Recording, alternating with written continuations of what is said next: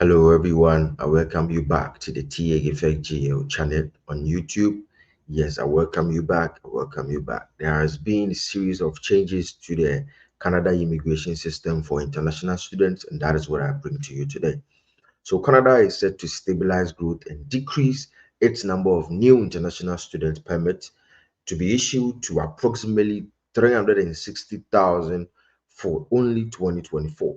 There is a 2-year cap, but it's going to be temporary, right?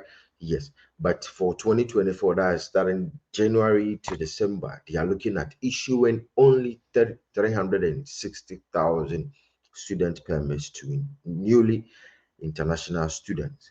Yes, this does not apply to some continent, it applies worldwide. Yes, so people from all walks of life who are trying to immigrate to Canada, Canada is saying they are only issuing 360,000. And also, did you know that there's going to be a quota for every province? We have 10 provinces here in Canada, and all of these 10 provinces are going to be looking at this specific number of international students, 360,000 that I'm talking about. Yes.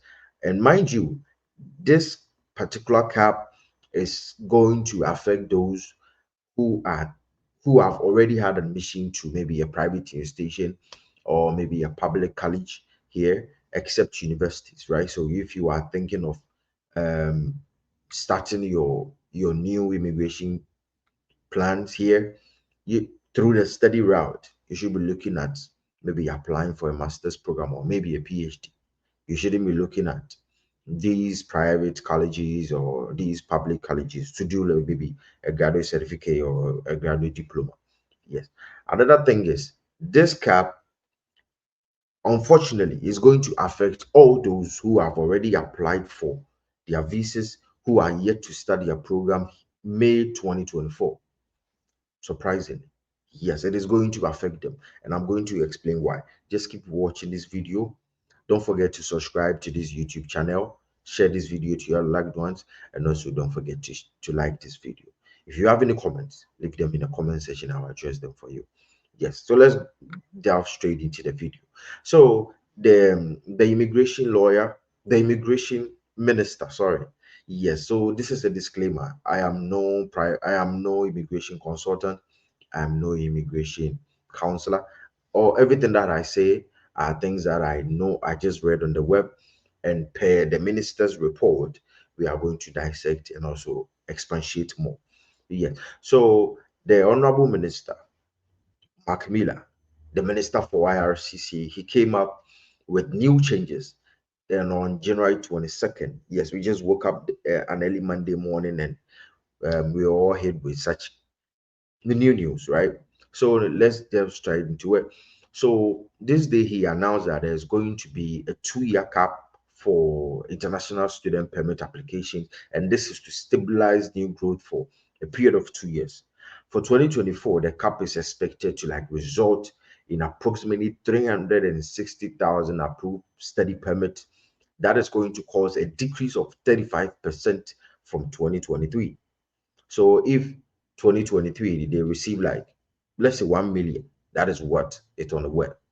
Like 1 million students were permitted to what coming to Canada to study. They are going to reduce it by 35%.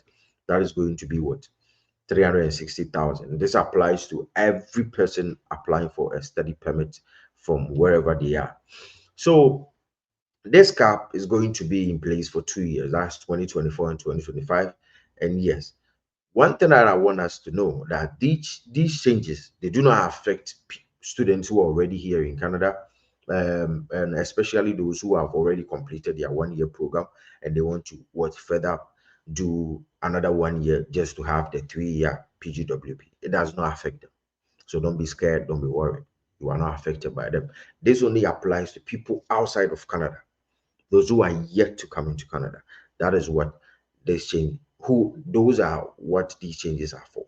But we also need to be worried as here and there, as every now and then, whenever we wake up, there are new changes to the immigration system of Canada. So, just subscribe to this YouTube channel and we'll all bring up the just as they unfold, right? So, another thing that came up from the immigration minister as effective immediately. Like students applying to have their study permit outside of Canada, they need to provide what a provincial attestation letter.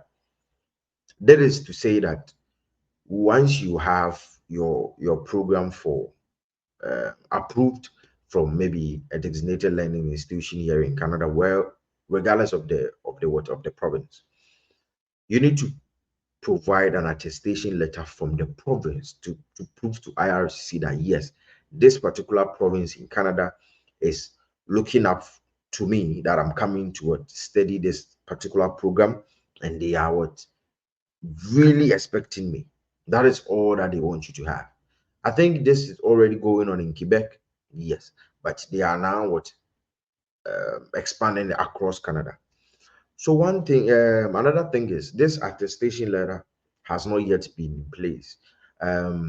We are to look out for after March of this year, maybe moving on, March 31st, 2024. That is when these attestation letters will be reduced. That is why I said those who have applied or who are yet to apply for study permit for May 2024 intake, you are going to be affected. That was why I said it. Yes, that was why I said it. Because you are, even if you apply right now, you need to wait for the attestation letters to be issued.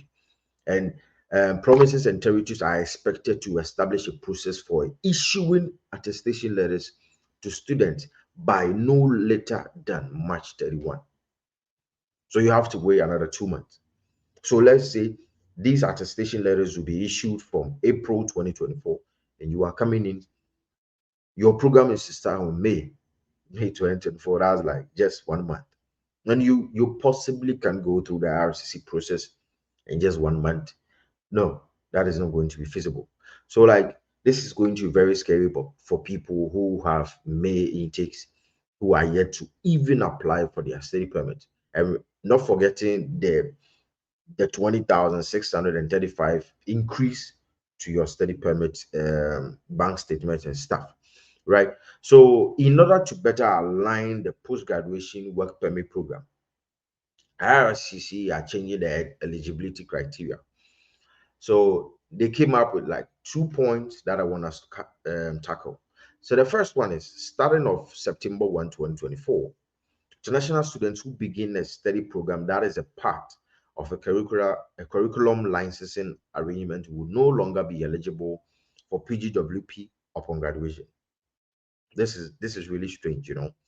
Yes, and I know a lot of people have already gained admission to these private colleges, these public private colleges here in Canada, and who are in the process of applying for their study permit, and this is hitting us. So what's their order they are saying? Like every student who physically attends a private college that has been licensed to deliver the curriculum of an associated public college. These programs have seen significant growth in attracting international students in recent years, though they have less oversight than public colleges, and they act as loophole. That is what they are saying. They are acting as loophole with regards to PGWP eligibility. You know, if you've been following this channel for long, you attest to the fact that I don't recommend these private colleges here and there because of they not being eligible for what the PGWP. There is no point. Though you come into the country and you can switch programs, that is what other YouTubers and other people are telling their subscribers to do. But you know, let's look at the end game of this. A lot of people have already applied to maybe NBCC, Summit, and you know, a lot of colleges that are private institutions, and these people have paid like $500 or $1,000 to be issued what acceptance letters, and this is coming up from IRC. A lot of people are, I don't know what people are going to do. That is why I always, from later last year, you know, I read the system and how things are going to unfold. Oh, I'm not surprised these things are happening. No, because if you watch my previous videos, I was mentioning these things. I was mentioned that 2024 there is going to be a decrease in the number of international students, right? So like this is something that we should be very careful. Avoid these private colleges. Avoid private institutions. Avoid them because you are not going to what benefit at the long run. You are going to waste money. You are going to waste your resources. You are going to waste your time. And at the end game, you will be told to like leave Canada because you are not eligible. Once you don't have your permit to work after school, what is the point being here, right? Wasting like $30,000, $40,000, and not being able to like work to like gain part of it is going to be very depressing. Yes. So the other thing that they came up with is graduates of master's degree programs will soon be eligible to apply for a 3-year work permit. Yes. Under current criteria, the length of PGWP is based solely on the length of your study program, hindering master's graduates by limiting the amount of time they have to gain work experience and potentially transition to the permanent residence route. So what they are saying is, moving forward, regardless of how many years that you you study here in Canada, if it's a 1-year program, you still be eligible to apply for 3 years program.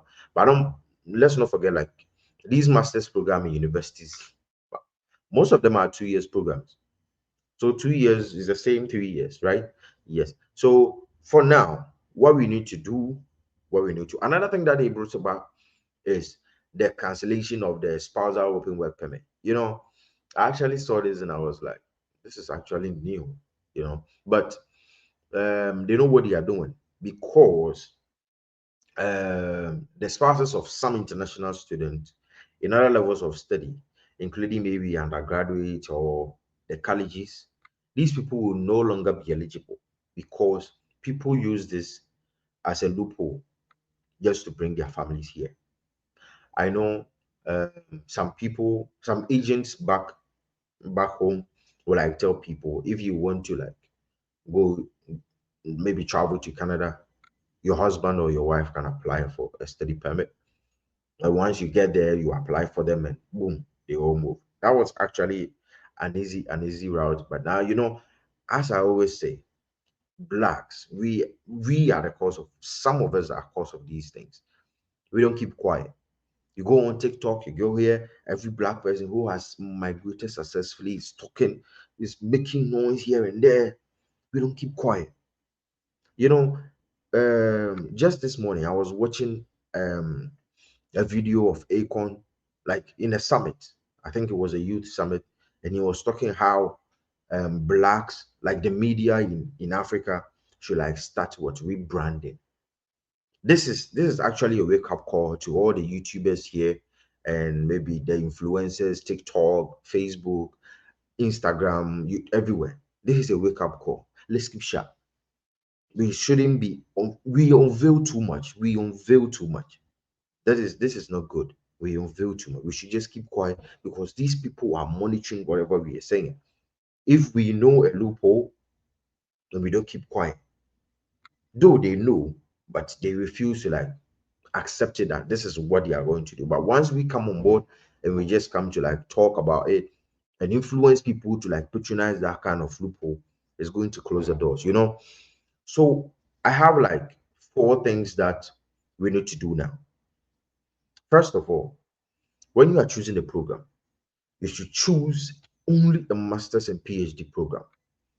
Avoid the graduate certificates and the diploma program, especially if you want to bring your spouse with you. If you are not married and you know you are in the STEM program, you have like a STEM background. If you are not new to this channel, I presume you should be aware of the STEM by now because I have a couple videos about them. That is science, technology, engineering, mathematics, and also health. Yes. If you are in this STEM program, you can actually go in for a 1-year program. After that, maybe you start your licensing and stuff here and there. Another thing is when you are choosing a program, choose the high in demand programs. You shouldn't this has always been my thing. I always talk about this. You don't have to just apply for a program that I just want to come to Canada. You just go and choose maybe a general arts program like politics, journalism. We blacks, bro. We blacks. No one is going to give you their TV station to go interview people. No one is going to do that. No, no, no, no, no. No. The truth is just fact. It's just fact. Just choose a program where it's the job prospects are high in demand. So you don't waste your time applying, because currently in Canada, jobs are very difficult to find. It is not easy to even those in the big cities, they are dying. They are dying. I get calls, I get emails. I'm here. Can you? How? I'm not living in a big city. So how can I get links and get connected to that? No, I can't. If I always tell people, when you are choosing a city here in Canada, choose choose the medium one. Don't choose the big city is choked. Accommodation is a problem. Like feeding is a problem. Transportation is a problem. Everything is a problem over there. You know, just choose a small city, establish life from there. Once you make it, you can move it to the big city. That's it. Another thing is, with regards to the spousal open work permit, unless you want to come in first, if you want to maybe do a graduate certificate program or a graduate diploma, you the husband or the wife, you can come in first, complete your studies, and then apply for PR faster after your studies, and include your spouse in your application. That way, it's going to be like a win-win for you guys. But if you want to like bring your spouse, so your spouse will have open work permit and also work and help you whilst you are in school, because once you are in school, you are going to be full time. You wouldn't be able to like work. So your spouse will be working and maybe paying and helping you out. But if you think you have the means of like completing your studies right quick, you can just come complete your studies, then apply PR and add your spouse to it. That way, when it's being approved, your spouse can join you. Maybe your children can join you. Number two, you should avoid the private colleges, as I said. No PGWP for these people, regardless of what the DLI is saying. If you go into the DLI website and it's saying yes, no, avoid them. Avoid them. Number three, since they will be reassessed, this is actually a personal thing. This I am no immigrant disclaimer. I am no immigration lawyer. I'm no immigration consultant, but this is a personal thing that I was, I was just going through this home reform and stuff, and it just popped up in my mind. Since they will be reassessing the 2025 cap for international students after 2024, that's going to be like in a year, now, or maybe later December. I recommend you target the 2025 January intake. If you are planning now, you can just wait till those intake programs are open, then you just apply. Because 2024, they are going to give 360,000 gap. 360,000. Remind you, let's not forget that a lot of people already had January intake, had May intake approved when we were still in maybe October 2024, 2023, or maybe September 2020, 2023, right? People already had the January intake stamps started applying for their study permit whilst we were still in 2023. And all these people are included in the 360,000 gap. What you need to be targeting is target the 2025 intake. There is no cap for now. So it's vacant and it's open. You should be targeting then. And once we are getting to the end of this year, maybe halfway through, you start applying for your study permit for 2025. That way, when the 2025 intake comes, you should be like, heads way through the whole process and stuff. That way, you will have your study permit approved before the cap even comes. So if the cap is to come and they are giving you only 20,000, you should be in there. You should be in there, right? But if you are to wait till it comes and you start applying, it's going to be the same thing, and you just need to be going here. It's not easy. The whole world, everyone is targeting Canada right now, and they are going to be 360,000. And 360,000, a lot of people, international students, are focusing on Ontario. That is, and it's very funny that this year, the quota that they are going to give to the provinces, it's not going to be the same amount. So let's say the 360,000, they are just going to give Ontario like maybe 50,000 because it's 10 regions. And if you are to like 10 provinces, sorry. So if you are to like give everybody the same, it's going to be just 36,000 for them. So let's just say they are going to give Ontario 36,000. Let's not forget there are a lot of colleges and schools, universities here in Ontario, a lot of them. And every institution, every college is going to have from this 36,000. That is really scary.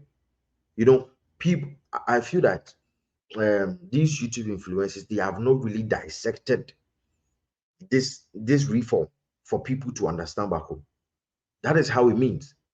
So if you are focused, if you have already had admission to a college here in Canada, you are still in the 36,000 gap, and you know this is going to reflect in the attestation issuance. You know, a lot of people would have had admission, but they will be refused the attestation letters. That is what I perceive is coming, because they are now going to like create these portals, these portals for you to apply for your attestation program, attestation letter, and it's going to be based on the program that they need. Another thing is these colleges who are going to have the number of what do you call it? This quota, they might, this is not will, they might increase their tuition fees because let's just say these 10 programs, if currently they are taking like $16,000 for a 1 year, maybe trade course, since they are hot cake now, they are going to push it to like maybe 25,000 or 30,000 because that is the only means of their survival. Because I remember when these things were like popping up, a lot of these institutions were were trying to refuse it to come, but now it's here, and they are going to, because they were saying this is the only means that they have money to what support themselves, and you are trying to cut the number of international students. Where do they get the money from? So the only means that they are going to get the money from is to what, double up their tuition fees. And this is scary. I don't know if you're getting it. This is scary. You know, a lot of schools are here in Ontario. They are going to give like 36,000. That is the first one. 36,000. Let's just say we have so many colleges here in Canada and some universities here. And let's just say randomly, if there's going to be maybe 100 schools here in Canada, and they are all sharing 36,000 divided by 100, that is going to be like 3,600 or 360. Let me just check it real quick. I think it's going to be like 3,600, I presume, divided by 100. Yeah, 360. My God. That means I was wrong. It's going to be just 360. So if these 100 schools are going to be giving 360 international students to admit, what do you think is going to be the outcome of this? Jesus Christ. Family, this is really scary. This is really scary. That is why I'm saying a lot of people who, and another thing that is really scary is if a school is given 360 and they have already issued 500 admission letters, where do the 140 go? Are they going to defer? Are they going to do what? We don't know. So, as I was saying, please subscribe to this YouTube channel. We are going to bring all the gist as they unfold. We are going to explain so people understand. It's been like 3 days already, and I have not talked about this, but I felt my other YouTubers were going to do that, which they have, but I actually think they have not really dissected it so much. But they've really done well. Yes, they've really done well. But I just felt I just wanted to add this part of it so people will understand. This is no competition. We are all trying to educate our people. So we all form groups and we all grow larger and larger. That is what the whole thing is about. We all want to expand, we all want to help families. So they all relocate and get green pastures for their own family. That is the whole point of this. So this is what I actually think is what's happening. Another thing that I want us to like, the last thing that I want us to do now is whenever you have these, the attestation letters are going to be received maybe in April 2024. Do not apply now.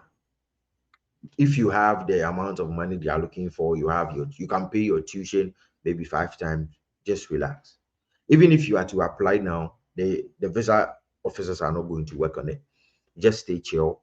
Let's wait for another reform from them till they come up with, oh no, yeah, you can, this is how to apply for what your attestation letters and stuff. I just pray that the good Lord would help us all and give us more ideas, and also um, always grant us the zeal to us to push forward in these times, because it's really scary that Canada became the only hope for a lot of people trying to like relocate from their countries. But unfortunately for us, this is happening, right?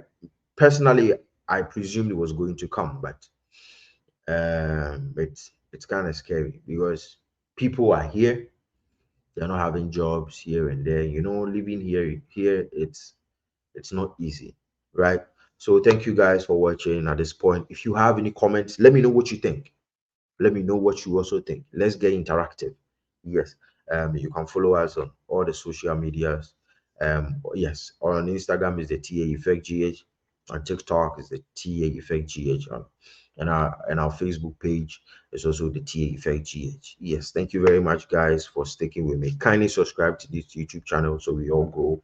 Let's get interactive. Like this video, share it to your loved ones, and don't forget to comment. I'll reply them.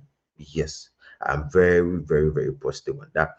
Yes. So in the meantime, I want us to like watch the whole video of how the immigration minister came up with this whole news. Yes. So thank you very much, guys, and I'll hope to see you in my next video. I love you all. Bye. All the while significantly increasing their intake of international students. Today, I am announcing 3 principal measures. 1, a temporary 2-year cap on new international student permits. It is the latest in a series of measures to improve program integrity and set international students up for the success in order to maintain a sustainable level of temporary residence in Canada as well.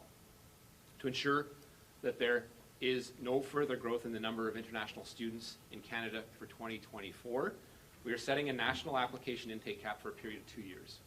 For 2024, the cap is expected to result in approximately 364,000 approved study permits, a decrease of 35% from 2023. In the spirit of fairness, we are also allocating the cap space by province based on population, such as that some provinces will see much more significant reductions.